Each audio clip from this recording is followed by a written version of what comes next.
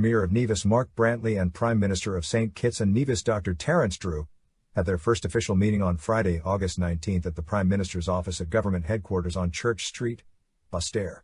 Premier Brantley described the meeting as an excellent engagement. The meeting was excellent.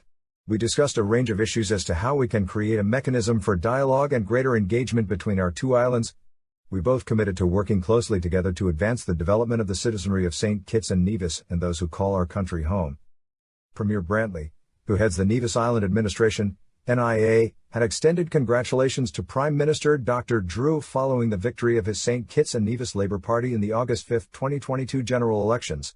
He subsequently wrote to the Prime Minister outlining some of the issues we thought were critical to Nevis and which we thought could be addressed with priority. A critical issue that needs urgent redress, the Premier highlighted, is the matter of Nevis receiving an equitable share of the revenue derived from the St. Kitts and Nevis Citizenship by Investment program. Dr. Drew had indicated in a recent interview with SKN Newsline that he intended to engage with the Premier with the aim of resolving the issue of fair share for Nevis. I will sit with the Premier of Nevis, and we have to find a way to hammer out the tough issues of CBI revenues, the tough issues that deal with aspects of the Constitution that really need to be dealt with so that we can have a better relationship, so that these matters, they don't raise their head again. And I've said, I know they had what you call a Charlestown Accord, but then we see that, people weren't, respecting it, saying that it's not worth anything. So anything we do has to be done in a legislative framework that would have the strength to survive. And therefore, that is how I think we have to move. But I'm committed to resolving these issues. And where there are inequities or where there are any sense of mistreatment and not be given a fair share, we have to deal with those type of issues. So we have to deal with it fairly so that St. Kitts feels satisfied and Nevis feels satisfied. Premier Brantley, in a press release issued Friday, said having had the opportunity to dialogue with Honorable Dr. Drew, Premier Brantley says he is looking forward to working closely together to deliver sustainable development for our beloved country. When Caribbean heads of government met in the Bahamas to prepare for the upcoming United Nations Climate Change Conference, the leaders expressed a view that the region's fight is not for governments alone, indicating that the developing countries recognize and admit responsibility for global warming through their high carbon emissions. Prime Minister Roosevelt Skerrit of Dominica said they have not kept their promises. They also recognize that we in the developing world, and we're speaking of the Caribbean in particular, are the major victims of the actions. And therefore, we are entitled to compensation. They agreed that they would provide us with $100 billion a year, and that is 14 years ago in Copenhagen. They promised to make $100 billion available to us so that we can put systems in place to mitigate against the impact of climate change. This was supposed to have been materialized in 2020. We recognize, okay, we're in COVID and everybody's been affected, and they said, okay, well, we'll put it to 2023. I have had the fortune of attending several of these conferences, and at no time I ever heard anybody speaking about providing us with loans. And now we're hearing them talking about loans. And then they are bringing up conditionalities as if we're in a structural adjustment program, the IMF, and talking about debt to GDP ratio. The reality is we have to get the developed world to live up to the expectations. He believes, however, that it is important for the Caribbean to have its voice at the COP27 conference to be held in Egypt in November. Glenn Bart reporting for SKN Newsline. The SKN Newsline newscast is brought to you by Smart Electronics, the way to live a smart life, and Tiranga Restaurant for the finest in Indian cuisine. Excellent Indian cuisine, fine dining. It's Tiranga Restaurant at the Royal St. Kitts Plaza in Frigate Bay. Tiranga offers the authentic flavors of Indian cuisine in a warmly adorned 150-seat restaurant. Named after the tricolor flag of India, Tiranga comprises of traditional and regional-inspired Indian cuisine. The restaurant offers a sophisticated fine dining experience with a charming staff, discreet service, and tantalizing food that few can compete with. Call 662-5846 or visit tirangastkits.com. Tiranga Restaurant, a taste of authentic India. Smart and Island Electronics brings to you the Super Summer Kulong Sale from July 21st until October 30th. Get amazing discounts on the widest range of gadgets, electronics and appliances. But because it's summer, you get double discounts on all fans, refrigerators and air conditioners. And don't forget to ask about our easy layaway plans. Good news for the people of Neves. Smart Electronics is coming to Neves at a convenient location just opposite Best Buy. So visit our stores at Smart Electronics on Port Zonte and Island Electronics on 4th Street. Terms and conditions apply. All COVID-19 protocols will be observed.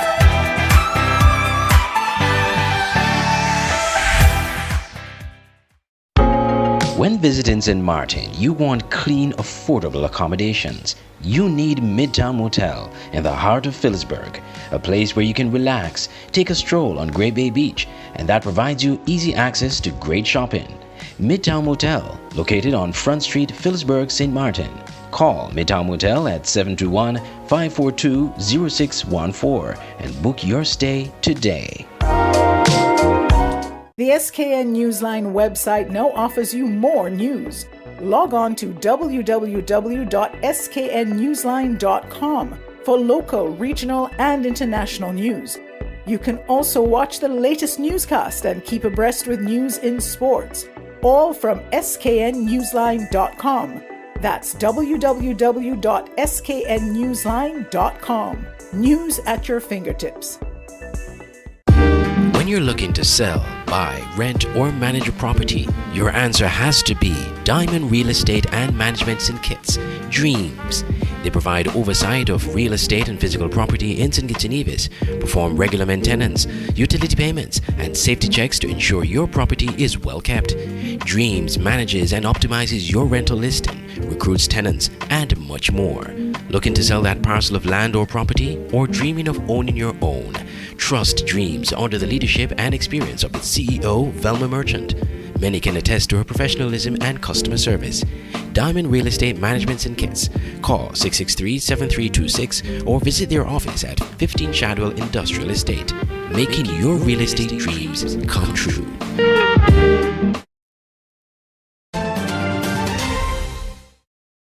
The post-pandemic period, coupled by the global impact of the Russia-Ukraine war, is placing significant pressure on member countries of the Eastern Caribbean Currency Union and requires appropriate actions by governments, private sector, workers' unions, households, and civil society, according to Timothy Antoine, the governor of the Eastern Caribbean Central Bank. Governor Antoine was speaking recently at an event of the ECCU Monetary Council. While the Eastern Caribbean dollar remains strong at a backing of 92%, Antoine said the Monetary Council has been meeting at a time of unprecedented challenge and complexity. High and persistent inflation, along with the slowing global economy and possible global recession, would have significant impact on the sub-regional economy. As a consequence, he said, collective action will be required. A call for collective action, because where risks abound, opportunities also abound. The pressure on all sectors and all social partners are real and mounting. Our current situation demands a coming together at all levels: households, communities, countries, nationally, regionally, and internationally. We've seen some things we've never seen in terms of inflation, for example. We have now to come together. Now is the time for our social partners, governments, labor unions, business, civil society, including our youth and our churches, to engage in meaningful dialogue about shared sacrifices to weather the current inflation storm. At this time, unilateral demands by partners, be they businesses or labor unions, are unhelpful and will simply make a bad situation worse. On our vulnerable households and businesses, now is also not the time for price gouging by unscrupulous operators. However, Governor Antoine believes the transformation in the sub-region is possible through imagination and determination. I make a special appeal to our member countries for urgent enactment of pending legislation, as this, frankly, is our single biggest strategic risk. The pace of our transformation is in our hands, because I believe we must do for ourselves what we can do for ourselves. And we must simply give ourselves a fighting chance to survive and thrive in a global economy that often treats our small countries as invisible, disposable, and of no consequence. I conclude. Ladies and gentlemen, we must navigate this period with a sense of imagination, determination, and yes, collective action. Our ultimate goal, transformation. Now is the time for forward-looking and leaning governments, citizens, and institutions. I hail our council members for your proactive actions which you have taken throughout this period to protect lives and secure livelihoods, and for your demonstrated regional solidarity. The recent pandemic and geopolitical confrontations have threatened the foundations of global economies and how they impact small island developing states. Glenn Barrett reporting for SK Newsline. The police have arrested and charged 38-year-old Roy Marshall of Main Street, Sadlers Village, and 43-year-old Samuel Maynard of Dieppe Bay for the offenses of possession of firearms and possession of ammunitions. They were charged on August 18th. On August 16th, the police searched a fishing vessel marked Aisha, with registration number V4600DB in the Dieppe Bay area. The vessel was owned and operated by Marshall, and Maynard was a passenger. During the search, the police found one AK-47 rifle with a scope with 64 7.62mm rounds of ammunition and one Taurus semi-automatic 9mm pistol with laser with 152 9mm rounds of ammunition. Marshall and Maynard are both in police custody. If you're looking for a place to host that special event, conference, meeting, social event, party, whatever the occasion, your best option is the Millhouse Convention Center in Palmetto Point, St. Kitts. Located on the picturesque Garvey's Estate, the Millhouse Guest House Convention Center has enough space for outdoor events overlooking the Caribbean Sea. If you're looking indoors, the center is equipped with amenities needed to make your event a success. And by combining both spaces, you're sure to have a memorable event, no matter the occasion. Call the offices at Millhouse Guest House and Convention Center to book your next event on simply the most beautiful place in St. Kitts. Call 668-1392. Millhouse Convention Center at Garvey's Estate, Palmetto Point, St. Kitts. Making your event memorable. It's the new and improved SK Newsline Android mobile app. With the SK Newsline app, you can watch your news reports, the SK Newsline Newscast, sports, special features, and so much more. You can also send us a WhatsApp or call us directly. Go in the Google Play Store, search SK Newsline, and download the app today. The SK Newsline mobile app. News on the go.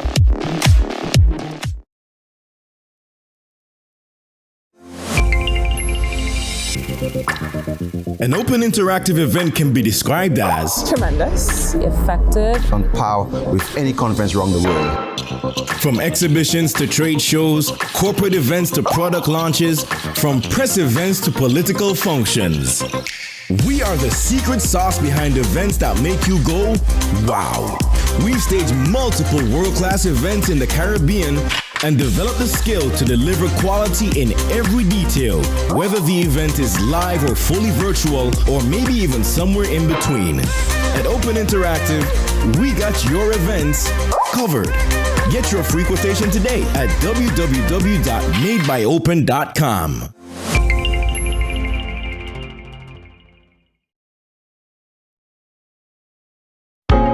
When visiting St. Martin, you want clean, affordable accommodations. You need Midtown Motel in the heart of Phillipsburg, a place where you can relax, take a stroll on Great Bay Beach, and that provides you easy access to great shopping.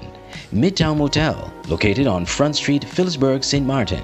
Call Midtown Motel at 721-542-0614 and book your stay today. Online radio has never been this great. It's Voice of the Caribbean Radio at voiceofthecaribbean.net. Tune into Voice of the Caribbean Radio for great Caribbean programs, news, entertainment, sports, and current affairs. Wake up each morning and be inspired with One Day at a Time with Kim Huey. Stay abreast with news across the Caribbean and internationally with the Caribbean News Hour, and be entertained with shows like Reggaeville, Caribbean Classics, and Jive Music Show. Visit our website, download our Android mobile app, or listen us on TuneIn Radio. There is so much more on Voice of the Caribbean Radio, reaching the Caribbean and beyond. Check website or app for program schedule.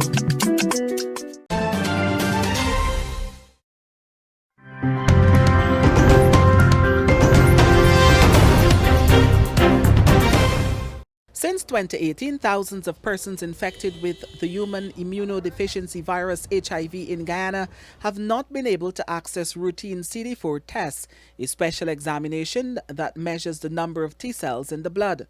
Authorities say it is only available for new positive cases of the virus. The situation is compounded by the absence of viral load tests, which ceased as the COVID-19 pandemic reared in 2020 and 2021. Now, the National Public Health Reference Laboratory is reportedly only offering these tests on an emergency basis. The test is important because it gives HIV-positive persons an idea of how much of the virus is in their body, an important mechanism to gauge viral suppression. Guyana has agreed with the UN AIDS to achieve viral suppression for 95% of its population currently being treated for HIV by 2030. In 2020, Guyana was pretty close to achieving that target at 87%, but in 2021, those high figures dropped to just over 20%. Why? The absence of testing to track the attainment of the goals has significantly contributed to the decline. When asked about this particular challenge in the public health system, Subject Minister Dr. Frank Anthony said the government intends to purchase a new machine this year in hopes of addressing the situation and providing greater comfort to the country's growing HIV-positive population that has become unsettled over the absence of this very important test. We have, as of this year, we have purchased a new viral load machine. And so that should be operational quite soon, and we'll be able to start doing viral loads. That is very important because when we are tracking the management of patients and to know whether or not the treatment that we have been giving them, if it's really working, one way of measuring how it's working is to see that there's a reduce in the viral load of that patient. Dr. Anthony, along with head of the National AIDS Program Secretariat, NAPS, Dr. Tariq Jagdarine, told the newsroom that their comfort is in the quality of treatment being offered locally, while also agreeing that the tests are important to track progress individually and nationally. Guyana also committed to ensuring that 95% of those living with HIV would know their status and 95% of those who know their status to be on treatment by 2030. But Dr. Jagdarine has noted that international guidelines no longer recommend CD4 testing as a means of tracking the success of treatment in individuals. One of the things is the guidelines, they're not really recommending CD4 testing. And while we're not going to do away totally with it in Guyana, we're going to focus at least to have the new infected case at least to have CD4 contact. But currently we have some issues with labs in terms of getting the machine. We have a very old machine, and so we're buying a new one this year. It's going to get the tender board to be approved, and once we get that, we can start back the viral load, CD4 and the other tests. Dr. Jagdarine said very soon routine viral load tests will recommence once the technical issue in the laboratory process is sorted. In the meantime, HIV-positive persons remain unsettled that the services are not available through the public system, although some private institutions offer the tests, sometimes at prices many cannot afford.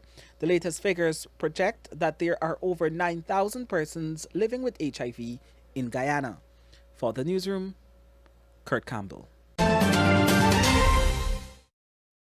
Director General of the Planning Institute of Jamaica PIOJ, Dr. Wayne Henry, says preliminary estimates show Jamaica realized growth of 5.7% for the April to June quarter. The outturn for the April to June 2022 quarter largely reflected the impact of the removal of measures implemented to manage the COVID-19 pandemic, compared with the corresponding quarter of 2021, when some of these measures were still in effect. Other factors which contributed to the improved outturn included 1. Increases in hectares reaped, which facilitated growth in the agriculture industry. 2. Continued improvement in the markets of Jamaica's main trading partners that facilitated increased demand for industries such as hotels and restaurants, transport, storage and communication, and other services. And 3. Increased employment and consumer confidence, which supported higher levels of domestic demand. Despite overall growth, some key sectors experienced decline. The goods producing industry declined by an estimated 0.4%, with contractions in the mining and quarrying and construction industries. These declines outweighed the growth recorded for the agriculture and manufacturing industries. The agricultural sector led growth during the quarter, with real value added increasing by 12.6%. The manufacturing industry grew by 2.8%. Meanwhile, the PIOJ says despite a decline in some areas, the economy is expected to still realize GDP growth for the current July to September quarter. Growth in output is anticipated to be within the range of 2% to 3%. This projection is based on expected growth in most industries, led by the services industry, in particular hotels and restaurants, other services, and transport, storage, and communication. It's projected that growth for the fiscal year ending March 2023 will be between 3 to 5%.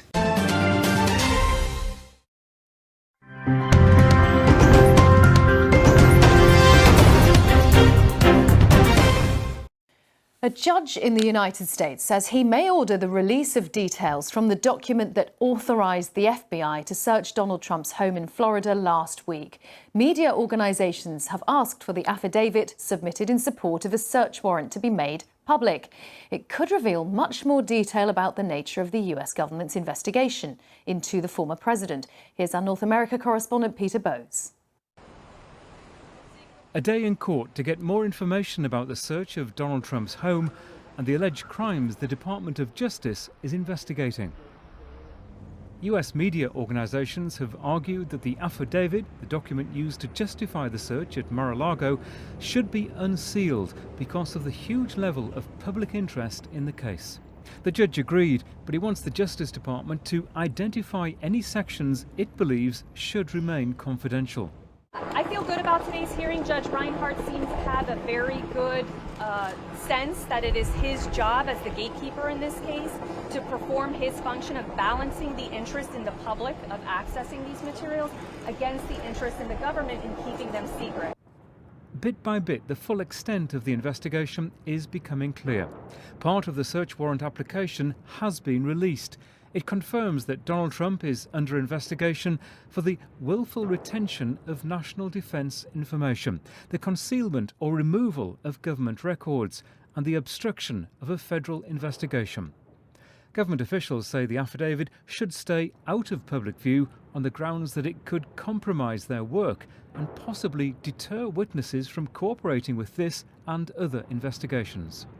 I think Judge Reinhardt is going to protect the identity of confidential informants, and that's probably the right outcome here. We don't want, none of the media interveners want to jeopardize the safety or security of a confidential informant. Donald Trump wants the document released in full. A spokesperson for the former president said the Florida judge had rejected the DOJ's cynical attempt to hide the whole affidavit from Americans.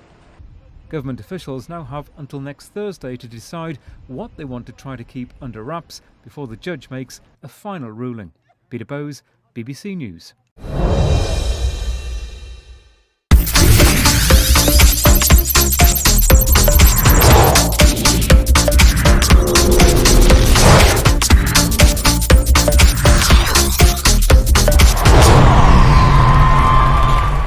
Hetmyer has shown leadership skills from his youth days, leading West Indies under-19s to a historic first ICC Youth World Cup title in 2016. Hetmyer said, and I quote, "I am really happy to be appointed captain of my country franchise. I'm excited to lead this group of men. I can't wait for the CPL to begin." End quote. Head coach of the franchise, Rayon Griffith, welcomed Hetmyer's appointment, stating that he was happy to see the left-hander being given the opportunity to captain a senior franchise. Hetmyer is the first Guyanese to captain the Warriors since Ramnaresh Sarwan in the inaugural tournament in 2013. Chairman of the Guyana Amazon Warriors, Dr. Ranjasinghe Bobby Ramroop said, and I quote, "We are pleased to appoint our first Guyanese captain since the 2013 season. Hetmyer has been a main part of our setup over the years, and we believe the time is right to have him lead the team." End quote. The Guyana Amazon Warriors squad reads Shimron Hetmyer captain, Romario Shepherd, Gudakesh Moti, Shea Hope, Jermaine Blackwood, Chandapal Hemraj, Odin Smith, Veersamy Premal, Matthew Nandu, Junior Sinclair, Imran Tahir, Colin Ingram, Tabriz Shamsi, Henry Klassen, Paul Sterling, Ransford Beaton, and Kimo Paul. The Hero CPL 2022 will bowl off on August 31st and conclude on September 30th. Matches will be held in St. Kitts, St. Lucia, Trinidad and Tobago, and Guyana. The knockout games and final will be hosted in Guyana for the first time.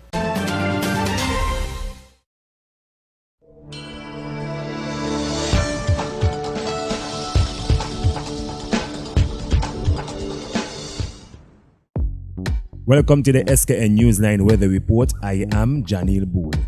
Here is a look at the forecast for St. Kitts and Nevis.